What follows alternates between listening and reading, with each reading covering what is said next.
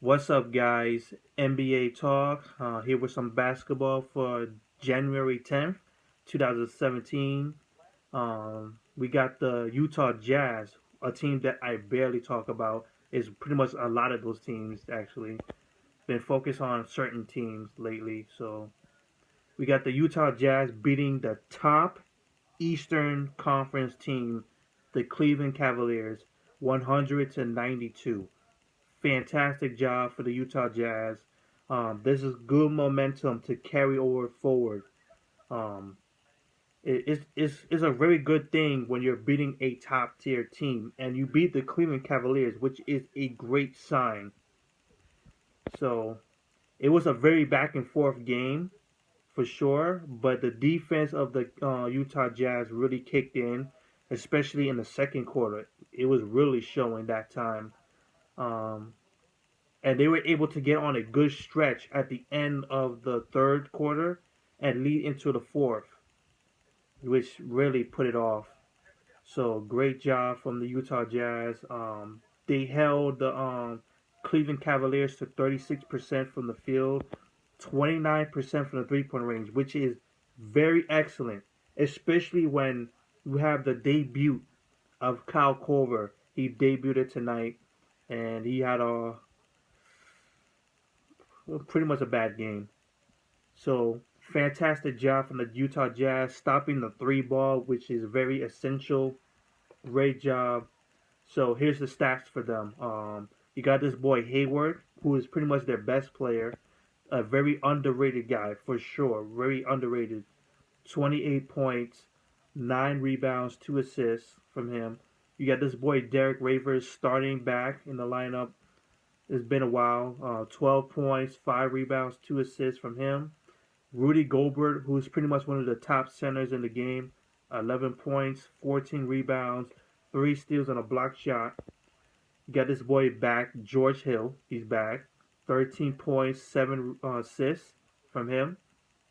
And you got this boy, Rodney Hood, with 18 points, 5 rebounds, and 3 assists, and 2 steals, finding his place.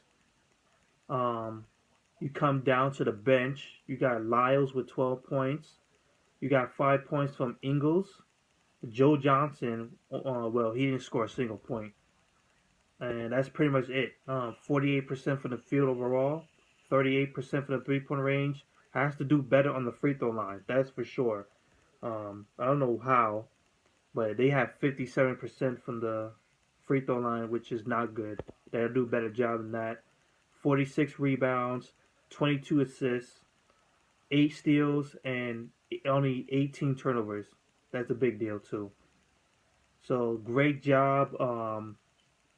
I will honestly say though they still need a lot of help from the bench. I would say defensive wise they're very good, especially the bench. But one thing is for sure that they need someone to pick it up off the bench in points. They're gonna need some guys, a six man to put on those points. I'm hoping Joe Johnson be that person for this team. So that's pretty much it. Utah Jazz are on a good roll. Cavaliers, who pretty much struggled tonight. Kevin Love, 4 out of 14 shooting, 2 out of 6 from the three-point range, only 12 points and 9 rebounds from him. Tristan Thompson with 12 points and 12 rebounds. Um, Kyrie Irving with 5 out of 18 shooting, 20 points overall. And Leggins with 6 points. And then you have LeBron James being the best player on the floor, 29 points. He was 10 for 20 from the field, 3 out of 6 from the three-point range, which is fantastic from LeBron James. He's starting to pick up more three-point shooting than ever this year. 6 rebounds and 5 assists with 4 steals. Um, LeBron James seems to be scoring more. He's not going for that balance, like 25 points or 23 points, that area. Then you have like 8 rebounds or 9 rebounds, then like 11 assists. He's not going for that lately for the last couple weeks. He's been basically scoring a lot. He's starting to become more of a scorer in this time around. Hey, that's just me because this is how I'm noticing right now. Um, they did a lot of turnovers, 16 turnovers, 42 rebounds, 15 assists only. They got to work better than that. Well, it's against a defensive team, so gotta do what you gotta do. So that's it for this video.